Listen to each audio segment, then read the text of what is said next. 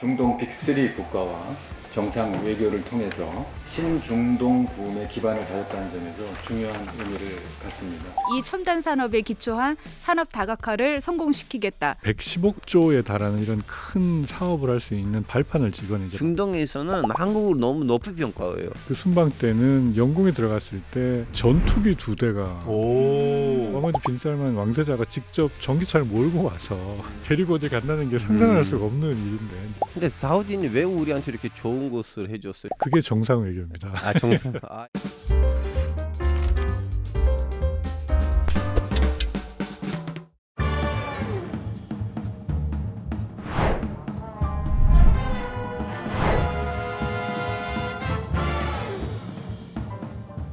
이게 웬 난리지? 난리지 쇼에 오신 것을 환영합니다. 저는 드디어 이게 웬 난리지의 고정 MC를 맡게 된 중동 출신 한국인 알파고입니다.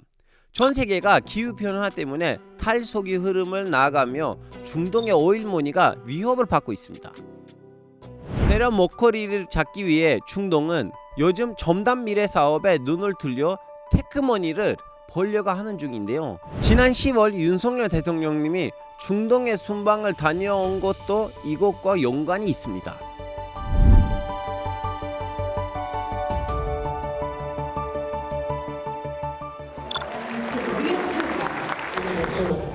그 중동의 중심에서 대한민국의 영업사업의 지혜가 최적의 경제 투자 협력 파트너인 대한민국을 여러분께 소개해드리고자 합니다. 오늘은 석유 패권이 흔들리는 중동의 미래에 왜 한국이 계속 협력해야 하는지를 알아볼 텐데요. 두 분 안녕하세요. 안녕하십니까. 안녕하세요. 그럼 간단히 좀 약간 자기소개를 부탁드리겠습니다. 레이디 포스트예요. 이해해 주세요. 안녕하세요. 저는 아산정책연구원에서 중동을 연구하고 있는 장지향이라고 합니다. 반갑습니다. 안녕하십니까. 산업통상자원부 통상교섭본부장 안덕근입니다. 이제 장지영 센터장님이 중동의 변화에 대해서 주로 얘기를 해주실 거고요. 그리고 이제 안덕근 본부장님이 이번 중동 순방에 대해서 우리가 잘 모르는 부분들을 좀 약간 비하인드 스토리 많이 해주실 거라고 제가 믿습니다.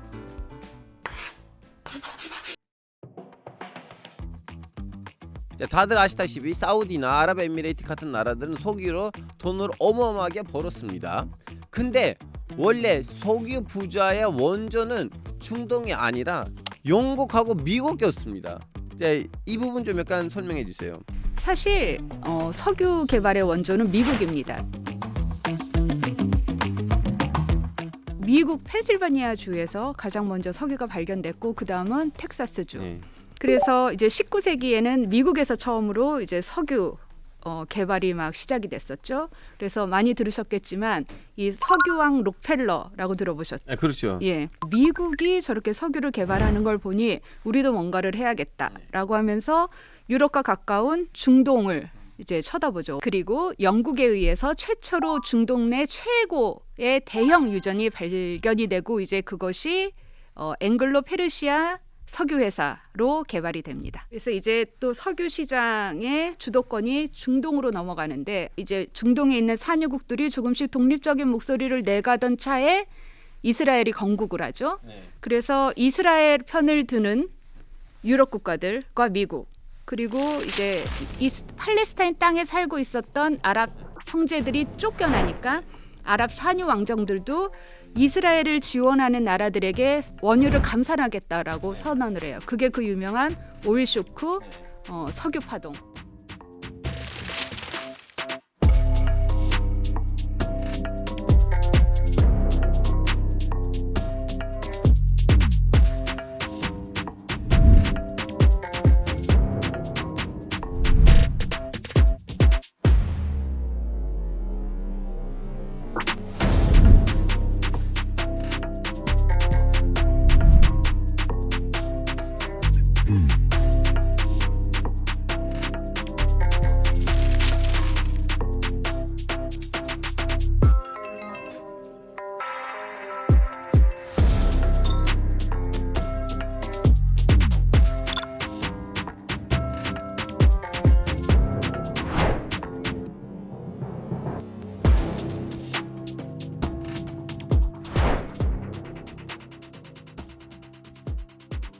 그때 이제 미국의 그 키신저 외교부 장관이 사우디까지 찾아왔는데 사우디 국왕이 우리는 이 사막에서 대추 야자만 먹고 살 수가 있는데 너네들은 석유 없이 못 살아. 그렇죠. 그래서 정신 차려라. 그러면 본부장님한테 질문하고 싶은 거 있는데 지금 우리 한국이 네. 이 석유에 대한 좀 약간 의존도가 너무 높잖아요. 이제 지금 석유값이 올라가니까 우리 지금 국민이 너무 힘들어하고 있는데요. 이제 대통령님이 얼마 전에 소망을 하셨잖아요. 좀 해결이 됐나요? 이번에 그 상당히 좋은 전기를 마련했다고 생각을 하고 있습니다. 그 사실 러시아 우크라이나 사태 이후에 이스라엘 하마스 사태까지 이제 터지면서 이 원유 수급 상황에 대한 그 불안감들이 전 세계적으로 좀 많이 올라가 있고 우리나라도 이 원유 에너지 수급 안정을 해야 되는 상황인데요. 우리나라는 특히 그 사우디 카타르 같은 경우에는 원유의 40%, 가스의 21%를 의존을 하고 있는 상황이기 때문에 상당히 여기 안정화시켜야 되는 상황인데 이번에 정상 방문을 통해 가지고 저희가 원유 공동 비축 계약이라는 거를 석유 공사하고 그 아람코하고 체결을 했는데요. 이게 뭐냐면 평상시에는 아람코가 울산에 있는 우리 그 비축 기지에다가 석유를 저장을 하고 우리 국내를 포함해서 해외 사업을 하고 이 이제 위기 상황에서는 우리 한국이 최대 530만 배럴까지 우선 구매를 할 수 있는 계약입니다. 그래서 한국으로서는 상당히 이 에너지 수급 안정화를 저희가 할 수 있는 그 방안을 만들었다고 생각을 하고 있고 그래서 향후에 이런 이 글로벌한 지금 차원에서 우려를 하고 있는 그 에너지 위기 상황에서 굉장히 좋은 그 안전장치를 이번에 만들게 됐습니다. 근데 사우디는 왜 우리한테 이렇게 좋은 것을 해줬어요? 좀 베니핏이 있어야. 그게 정상 외교입니다. 예. 여기서도 지금. 근데 이제 최근에 와서 중동 국가들이 석유 권력의 위기감을 느끼고 있잖아요. 그렇죠. 저는 사실 가장 결정적인 것이 이 미국에서 셰일 혁명이 일어났잖아요.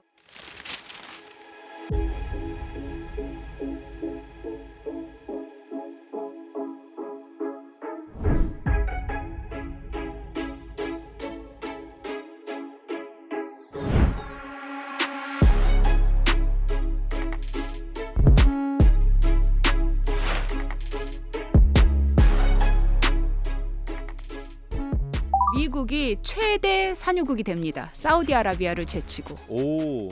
걸프 산유 왕정에게는 그야말로 큰 충격이었을 거예요. 그러니 당연히 재정 위기란 얘기가 나오고 그리고 더해서 이제 사람들이 석유나 가스보다는 친환경, 그다음에 뭐 기후 변화도 신경을 써야 되고 하니 이제 느낀 거죠. 그러니 이들은 뭔가 결단을 내려야 될 때가 온 거죠.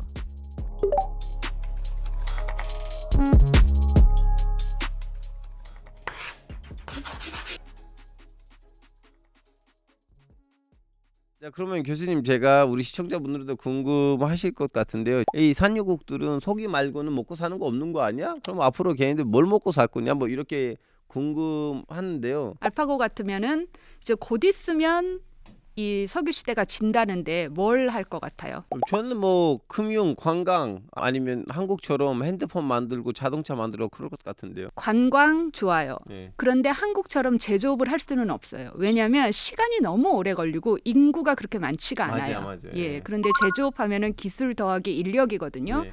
그래서 그게 안 되기 때문에 대신 그런 거를 가진 우리나라랑 같이 열심히 협업을 하겠다라고 하면서 우리한테 이렇게 러브콜을 보내는 거죠. 아랍에미리트 같은 경우는 우리나라 카이스트에 와서 화성 탐사 관련 기술을 배워갔거든요. 그래서 본국으로 돌아가서 우리보다 먼저 화성 탐사선 발사에 성공을 했고요. 카타르 같은 경우는 5G 속도가 한국, 호주에 이어서 세계 3위입니다. 지금 두바이 국왕의 인스타에서도 자꾸 그 우주 영상들 맞아요. 올리시거든요. 맞아요. 예.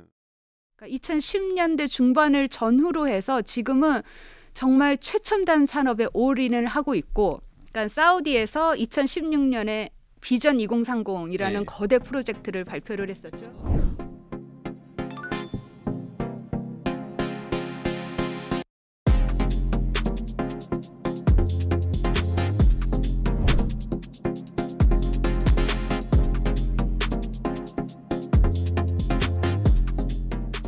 때는 어디나 가면 다 2030, 2030 맞습니다. 쓰여져 있어요. 근데 아세요? UAE랑 카타르도 2030이에요. 2030년까지 이 첨단 산업에 기초한 산업 다각화를 성공시키겠다. 그 지도자들의 비전인 거죠. 네. 갔다 왔더니 정말 전후가 굉장히 다르더라고요.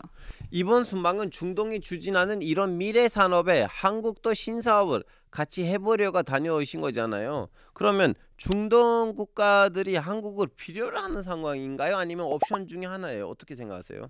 네, 아까 우리 장박대께서 잘 설명을 해주셨는데 지금 이 중동 국가들이 이 화석 연료에서 이제 탈피해서 이 포스트 오일 시대로 지금 넘어가는 준비를 하고 있고 이 전면적인 경제 개혁을 해야 되는 상황인데요.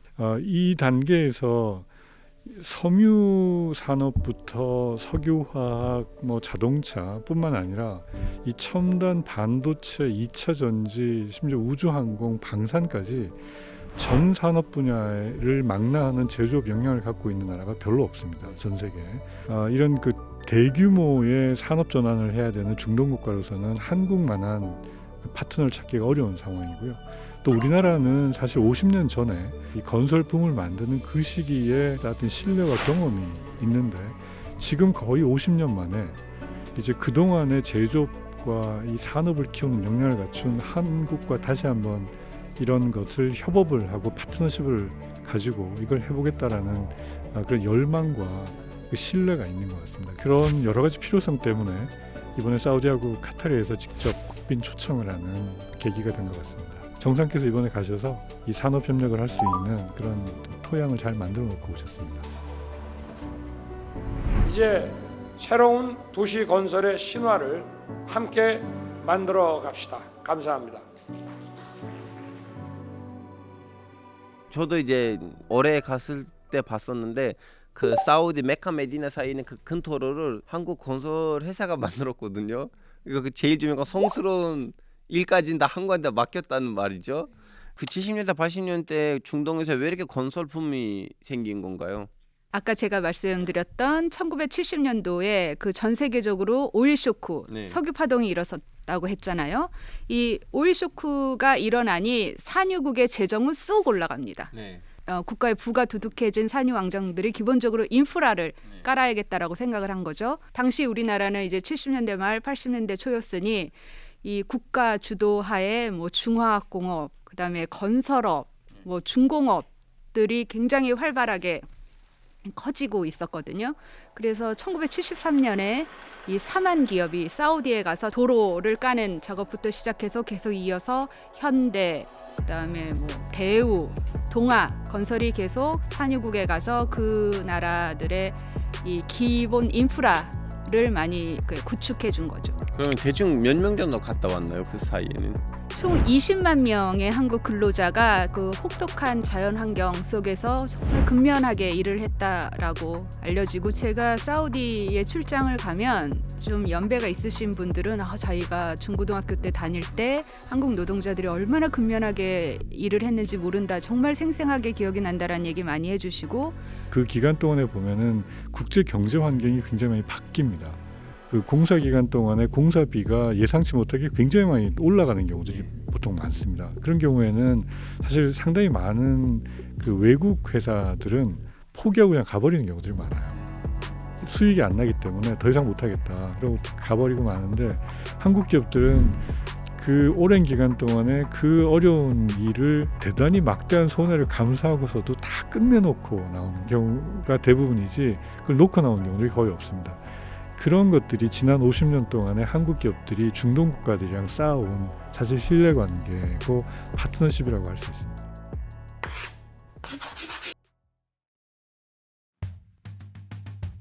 우리 니움시티를 통해서 제일 많이 언급되는 거 뭐냐면 스마트 시티 장르인데요. 스마트 시티, 전기차 이런 걸 하려면 꼭 필요한 거 뭐예요? 알파고예요. 그렇죠. 그래서 중동도 최근에 인공지능 기술에 대해서 투자를 많이 하고 있겠죠? 이 사우디나 UAE에 가보면 정말 디지털 전환이 거의 국가 슬로건일 정도로 투자를 많이 하고 있고, 진짜 요즘 젊은 세대들은 기본적으로 자기가 갖고 있는 이런 스마트폰도 3개, 그러니까 평균적으로 숫자가 2.5개를 갖고 있다라고 하거든요. 그래서 이 친구들은 디지털에 굉장히 익숙해요. 사우디아라비아 같은 경우는 인구의 75%가 35세 이하의 청년층, 그리고 UAE 같은 경우는 70%가 청년층이라고 하는데, 이들을 위해서도 이 디지털 전환은 정말 국가와 이 청년 세대가 같이, 그러니까 힘을 합쳐서 미래를 보는 이런 정책이라고 얘기를 많이 하고요. 그러다 보니까 이 AI 산업의 GDP 기여도를 굉장히 높게 올리겠다라는 국가의 정책이 있어서 아랍에미리트는 13%, 사우디는 12%로까지 올리겠다고 지금 발표를 한 상황입니다. 근데 교수님, 우리 빈살만 형님이 밀릴 수가 없잖아요. 아랍에미리트에다가. 그럼 사우디에서도 지금 이 AI 사업에 대해서 적극적으로 투자를 했을 것 같은데 어떤 상황인가요? 우리 무하마드 빈 살만 왕세자를 이렇게 떠올리면 바로 또 뭐가 동시에 떠오르죠? 네옴시티죠.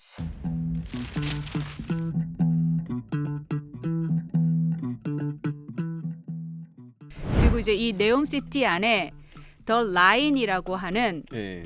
이 직선으로 170km로 이어지는 이 주거 공간인데, 수직 도시를 이제 건설하겠다라고 하는데, 그것을 만들고 조립하는 과정까지의 설계도를 AI한테 맡겨서 만든다고 합니다. 그렇다면 이제 우리는 자꾸 사우디하고 아랍에미리트 얘기를 했잖아요. 또 이렇게 이름이 많이 들린 나라가 있어요. 카타르. 이 AI 스마트 의료 사업에 관심이 많습니다.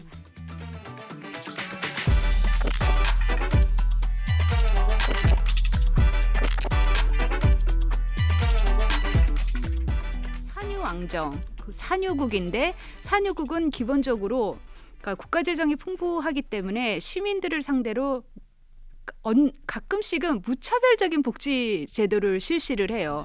그래서 우리가 굉장히 어버이 같은 마음으로 시민들을 잘 돌보고 있다, 이런 얘기도 하면서 시민들의 건강도 직접 살피고, 그렇기 때문에 우리 산유 왕정들이 놓치지 말아야 될 게, 다시 한번 국가의 왕실의 품격, 품위, 평판, 그리고 이 왕실의 이 인자함, 그러기 위해서는 국가 의료 시스템도 잘 구축이 되어야 되고, 거기에 AI까지 이제 결합을 한다면 금상첨화인 거죠. 그래서 카타르에서는 디지털 헬스케어를 국가 주요 추진 과제로 삼고 있습니다. 그리고 사실은 언론에 잘 안 나왔는데 이번 월드컵 때도 카타르는 그 월드컵을 생중계를 하지 않아요. 그때 썼던 카메라들에 내가 AI를 도입을 했거든요. 사실은 그때는 그걸 하면서 다른 나라들한테 그 기술을 보여주고, 그러니까 다른 나라들이 발아갔으면 좋겠다는 식으로. 그 공 안에도 무슨 AI 관련한 칩을 심었다고.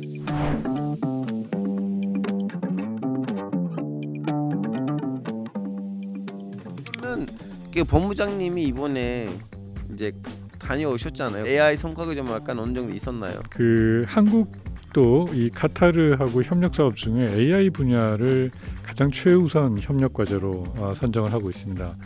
그래서 이 AI 협력 사업 하에서 이 데이터를 생산하고 활용하고 부가가치를 창출하고 하는 데 있어서 저희가 협의를 했고요.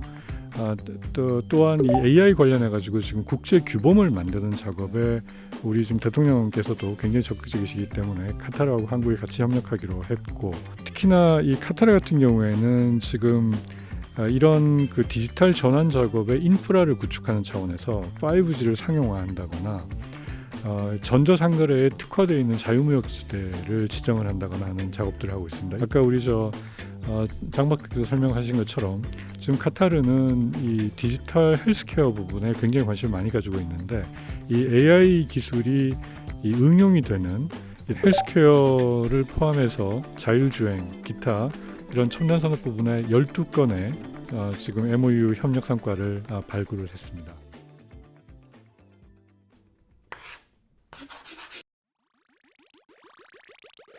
우리 이제 석유 수출 안 하고 이거 수출하겠다고 했는데 사우디가 석유의 대안으로 내놓은 친환경 에너지가 뭔지 설명 부탁드리겠습니다. 수소. 수소? 네, 사우디를 최대 수소 수출국으로 성장시키겠다고 발표를 했고요. 그렇게 수소가 많대요 거기에는? 수소를 이제 만들어야죠. 아까 우리가 계속 얘기했던 네옴시티에 최대 수소 생산 기지를 건설할 계획입니다. 근데 이제 사우디가 이렇게 수소에 원대한 목표를 갖고 있고 이렇게 밀고 있는데 한국도 빨리 이 라인에 탑승을 해야 되는데요. 혹시 이번 순방에서도 그런 주제가 좀 약간 거론되고 성과가 있었는지요? 이 사우디가 미래 에너지 개발 차원에서 이 청정 수소에 주목을 하고 굉장히 오랜 기간 투자를 해왔습니다. 한국과 사우디는 이 민관이 합동으로 이 청정 수소를 생산하고 활용하고 이 유통하는 이런 수소 생태계 전반에 걸친 협력 이 로드맵을 그동안 마련을 했었는데 이번에 그 정상 순방을 계기로 해서 수소 오아시스 협력 이니셔티브라는 것을 체결을 했습니다.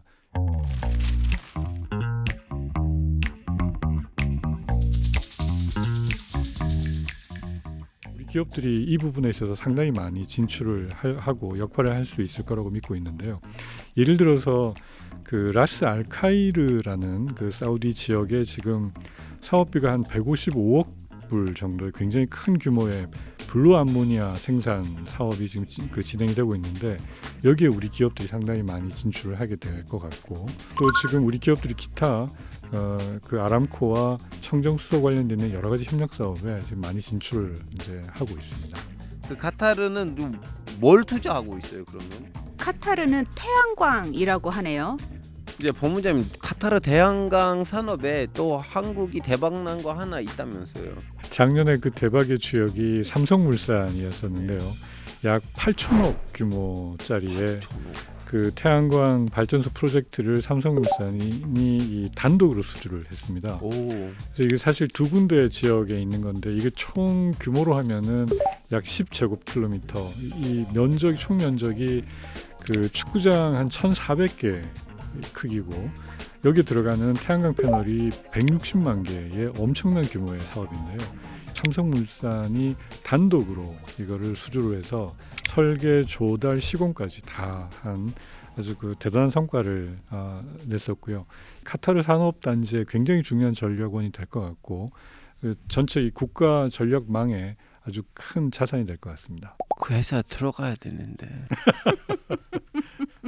그럼 중동에서 전단 산업 붐이 일어나니까 뭐 안 할 수가 없잖아요. 어떤 기업들이 중동에 있는 득수를 누리고 시장에 발을 담기려고 하는지 좀 약간 설명 부탁드릴게요. 디지털 관련 사업이겠죠. 네이버. 오, 네이버. 네이버가 미국과 중국의 유수한 기업을 제치고 사우디랑 디지털 트윈 플랫폼 구축 사업을 그 수주를 따냈습니다. 규모가 1,350억 원. 와, 이것도 좀 크네요.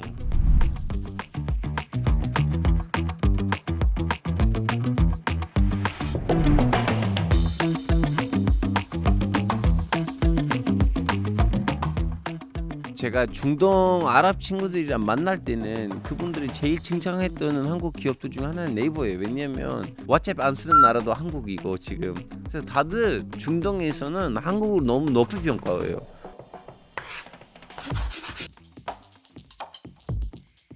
그러면 대통령님이 이번 순방 때니 현지 정상들한테 왠지 좀 약간 특별한 대우를 받은 것 같은데요.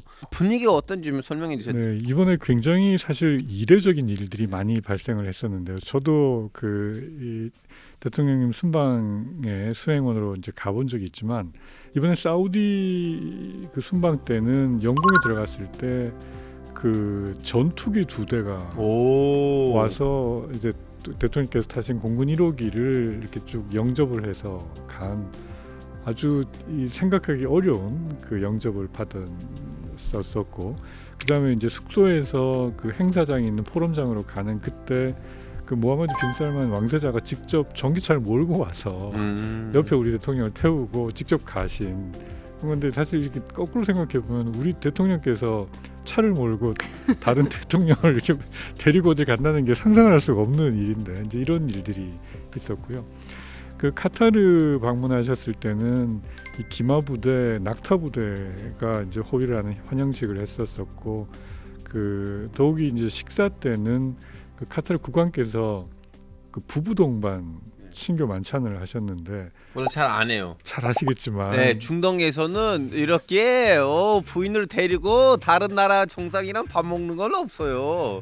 그 부인을 안 보여줘요. 네, 이슬람 문화권에서 이 만찬을 부부 동반을 한다는 건 사실 생각하기 어려운. 분리해서예요. 네, 네, 네. 남자들끼리 여기, 여자들끼리 여기. 왜 그러는 거예요 정말. 아유, 저도 이제 어떻게 보면 그쪽 문화권이다 보니까 비판을 하지 못하겠지만 그건 이제 문화입니다, 문화. 네네. 네. 그런 아주 이례적인 그런 네. 행사들이 있었습니다. 그래서 그만큼 사실 그 사우디 카타르가 우리 정상에 보여준 그 이 친밀도나 이런 것들이 아주 생각하기 힘든 수준이었는데, 이게 어떻게 보면 전 잘 모르지만 그 이 아라비아 상인들 예전에 그 실크로드 다니고 할 때 이 사막에 목숨 걸고 다녀야 되는 그 신뢰가 쌓이지 않으면 그걸 같이 할 수 없다. 그래서 거기는 이게 우리가 이렇게 게스트의 대접을 받은 게 아니라 그야말로 이 신뢰할 수 있는 동반자라고 하는 그 라피크라고 뭐 한다 그러던데.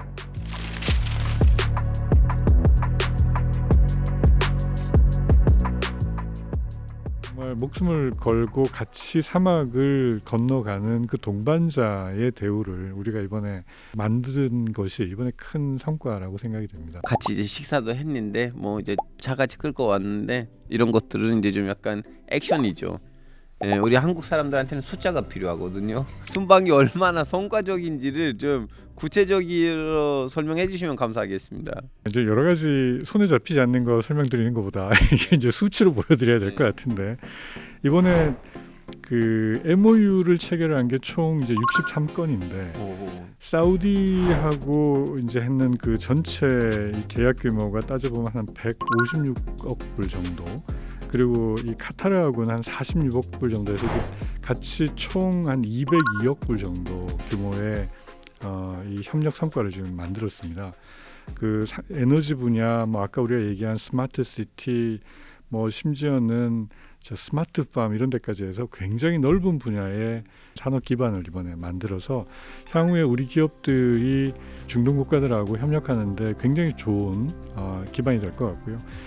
이번에 하면서 그 자리에서 무역 상담회라는 걸 같이 진행을 했었는데, 그 무역 상담회에서는 실제로 사우디에서는 한 2,100만 불, 그 카타르에서는 1,600만 불 정도의 실질적인 구매 계약이 이루어졌습니다. 그래서 그 현장에서 이제 그런 성과도 있었고, 그래서 이제 앞으로 이제 이런 그 성과들이 계속 이어져 나갈 거라고 믿고 있습니다. 그러면 사우디에서는 어떤 기업들이 성과를 가지고 왔나요? 그 언론에도 많이 나왔지만 이번에 상당히 그 주목할 만한 그 투자 중에 하나가 사우디 국부 펀드 투자를 받아서 현대자동차가 거기 조립 공장을 만들게 됐습니다. 그래서 그 중동의 아마 첫 번째 자동차 조립 공장이 될 것 같은데요. 사우디 측에서도 아주 크게 환영을 하고 있는 상황이고, 이번에 그 모하메드 빈 살만 그 왕세자께서 다음번 순방을 하게 되면 본인이 현대차를 몰고 오겠다 하실 정도로 굉장히 그 왕세자께서도 직접 이제 여기 주목을 하고 있는 그런 아주 중요한 투자 사업이 되어 있습니다. 이번 카타르 순방 때는 이제 AI 말고도 다른 분야에서도 좀 약간 성과들이 있었다고 들었는데 어떤 성과가 있었나요? 그 사실 카타르하고 한국하고 이번에 중요한 그 합의안 중에 하나가 그 무역 투자 촉진 프레임워크, 트레이드 인베스트먼트 프로모션 프레임워크, 그래서 TIPF라고 하는 건데요. 사실 이 중동 국가들하고 이 경제 산업 통상 관계를 맺는데 중요한 발판이 돼야 되는데 사실 걸림돌이 되어 왔던 것이 사우디하고 이 6개 나라가 한꺼번에 묶여 있는 GCC라고 하는 그 걸프 코어퍼레이션 카운슬이라고 하는 게 있는데요. 이게 6나라가 묶여 있다 보니까 FTA라는 협상을 하려고 그러면 6나라랑 같이 해야 됩니다. 근데 그러다 보니 6나라가 진도를 같이 맞추기가 어렵다 보니 모든 국가들이 중동 국가에 관심을 가지고 해보려고 그러지만 안 되고, 우리나라도 FTA를 여기랑 15년 전부터 시작을 했는데 거의 진도가 안 나가고 있었는데, 우리가 이제 이런 한계를 좀 실질적으로 극복을 해보려고 TIPF라는 거를 만들고 궁극적으로는 그 GCC를 한꺼번에 같이 해서 우리가 한국하고 이 중동 간의 경제 관계를 심화시키는 작업을 해 나가는 그런 그 교두보로 저희가 생각을 하고 좀 추진을 하고 있습니다. 근데 이제 본부장님, 이제 우리는 이런 얘기들 하면 일부 시청자들이 순방 갔다 오면 뭐 MOE 얘기만 나오고 있는데 순방을 부풀리는 거 아니냐. 이거 좀 이 부분 좀 해명이라고 해야 되는지 모르겠지만 설명하시면 감사하겠습니다. 네, 이게 이 물품 무슨 주문 계약서하고는 다른 것이 이게 몇백억, 몇천억이 되는 이런 사업들은 이게 원샷으로 되는 게 아니라 이게 굉장히 오랜 기간 가게 되죠. 그러니까 단계별로 MOU를 맺고 중간에 점검을 하고 이 MOU 하에서 수많은 실제 계약들이 맺어지는 거거든요. 실제로 그리고 이 왕세자에서 지난번에 방한을 하셔서 했었던 그 MOU들 중에 많은 부분이 실제 사업으로 지금 이어지고 있습니다. MOU로만 남았던 거 아니고 현실화가 되고 네, 있습니다. 네. 그래서 이제 아까 말씀드렸지만은 총 202억 불에 해당하는 그런 어마어마한 사업 규모의 협의가 불과 65개 MOU 사인으로 되는 겁니다. 이거를 주문 계약서로 하려 그러면 아마 수만 개가 따라와야 될 거거든요. 이제 그냥 두는 건 아니고 그래서 이제 MOU 체결이 되고 나면 국내적으로는 우리 정부가 한중동 경제협력 민관 추진위원회라는 걸 만들어서 실제로 그 하나하나의 MOU가 어떻게 추진되는지를 저희가 다 점검을 하고 모니터링하고 카타르가 아까 만든 그 TIPF가 바로 이런 것들을 이제 더 좀 구체적으로 총괄하는 체계적으로 진행시키기 위해서 만들었던 것이고 그래서 이제 이런 작업들을 저희가 추진을 하고 있습니다. 그러면 이번 중동 순방이 한국 경제에 어떤 효과를 가지고 올 거라고 보세요, 본부장님? 지금 이제 이 글로벌 경제 환경이 사실 좀 어려운 상황 아닙니까? 이 상황에서 그나마 그래도 이제 구매력이 가장 많이 살아 있는 데가 중동이고 아까 말씀드린 것처럼 막이 많이 만들어요. 그리고 이제 대대적인 산업 전환을 하고 있고 이제 그런 차원에서 상당히 이제 경제 성장과 여러 가지 이 사업 가능성이 높은 데인데 이번에 그 빅3라고 하는 이제 UAE에 이어서 사우디, 카타르까지 이제 순방을 끝내서 약 한 792억 불 그래서 총 한 110조에 달하는 이런 큰 사업을 할 수 있는 발판을 이번에 이제 만들게 됐고요. 중소 중견기업들도 이제 신규 사업 창출한 걸 가지고 뭐 몇백 명 규모의 일자리를 창출한다거나 실제 사업 이제 그 수출 계약을 달성을 하고 하는 이런 성과들이 많이 있어서 우리 산업부로서는 지금 이 민생 경제를 키우고 일자리 창출하고 하는 아주 중요한 계기라고 생각을 하고 있고 이런 사업들을 하나하나 챙겨가는 작업을 계속 해나가도록 하겠습니다. 본부장님 우리 시간이 다 끝나가고 있는데요. 그래서 좀 약간 홍보 타임을 드리자면요. 네. 이번 순방이 특히 이런 면에서 너무 의미가 있었다고 하면 그 부분 좀 부탁드릴게요. 감사합니다. 네. 사실 이게 제일 중요한 부분인데 그동안 우리나라가 지난 50년 기간 동안에 정말 피땀 흘려 만들어 놓은 신뢰를 기반으로 한 그 동반자 관계를 가지고 산업을 새로 창출하는 이 중요한 시기에 굉장히 중요한 연대를 이번에 구축을 했다라는 것이 중동 정상 외교의 가장 중요한 성과라고 저는 믿고 있습니다. 저는 약 10년 전에 그 쿠베이트 왕실한테 초청으로 받아서 왕실 초대를 쿠베이트에 간 적이 있었는데 그때 그분들 했던 말이 너무 인상 깊었어요. 그분들 무슨 말이 있냐면 알파고 봐봐 우리 지금 사막에 있잖아요. 여기 너무 더워요. 근데 봐봐 에어컨들 다 한국 거야. 그래서 한국은 우리나라한테는 주는 거는 그냥 우리 시민들의 편리함 말고는 없을 거예요. 그래서 우리는 한국을 항상 높이 평가하고 한국을 항상 좀 약간 평화적인 나라로 보고 있다. 근데 이거는 11년 전이었는데 이제서야 좀 약간 이렇게 공론화가 되니까 그나마야 좀 약간 다행이라고 생각합니다. 오늘의 이게 웬 난리지에서는 서기 100건이 흔들리는 중동의 미래에 왜 한국이 계속 함께해야 하는지를 알아봤습니다. 중동이 오일머니에서 테크머니로 넘어가는 흐름에 한국이 어떤 역할을 해야 할지 오늘의 난리지에서는 한 줄로 정리 부탁드리겠습니다. 본부장님. 이 목숨을 걸고 같이 신뢰를 나눈 동반자를 라피크라고 하는데 한국과 중동이 라피크로 거듭나는 그 계기가 됐다고 믿고 있습니다. 이번 계기로 우리 시청자분들은 아랍어나 하나라도 좀 배워가는 시간이 됐습니다. 라픽. 교수님 한 줄 부탁드릴게요. 제가 드리고 싶은 말씀은 그 배후에는 정말 인구의 75%를 차지하는 젊은이들이 탈석유 굉장히 푸시하고 있다라는 것을 잊지 않으셨으면 좋겠습니다. 네, 좋습니다. 다음 시간에도 알찬 난리지를 가지고 돌아오겠습니다. 감사합니다. 슈크란 제지런. 저도 하나 날렸습니다.